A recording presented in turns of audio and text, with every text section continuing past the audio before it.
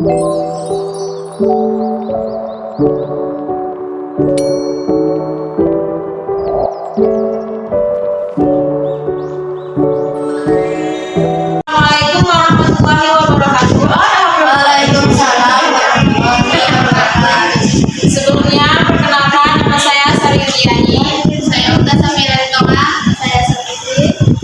Di sini kami akan mempresentasikan hasil diskusi kami yang berjudul fungsi logaritma dan fungsi eksponensial natural dengan dosen pengampu Ibu Fazlina Syawdi, SPD MPD.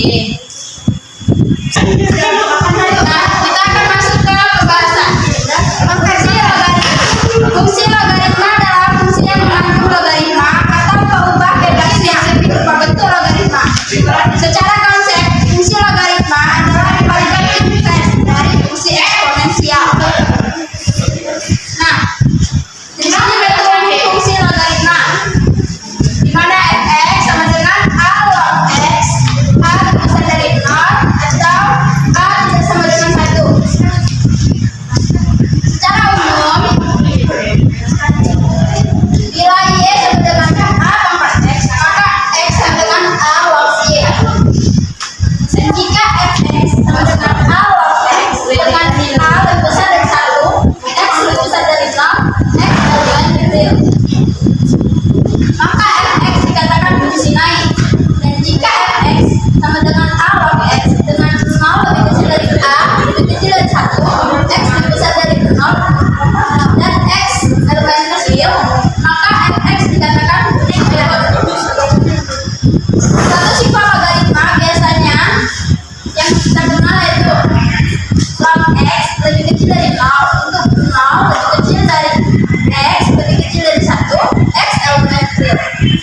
Log x sama dengan 1 untuk x sama dengan 1, dan log x lebih besar dari 0 untuk x lebih besar dari 1. Fungsi turunan logaritma yang sederhana yaitu y sama dengan a log x diku y. Y sama dengan a log x ke y aksen sama dengan 1 per x a kali a log y. Y sama dengan a log y x ke y aksen sama dengan y aksen x ke y x kali a log y. Dengan t yaitu 2,71882, di mana t itu adalah bilangan elemen. Nah, sekarang kita masuk ke contoh. Tentukan turunan fungsi logaritma. Di sini ada contoh yaitu y sama dengan 2 log x. Nah, caranya adalah kita menggunakan rumus ini.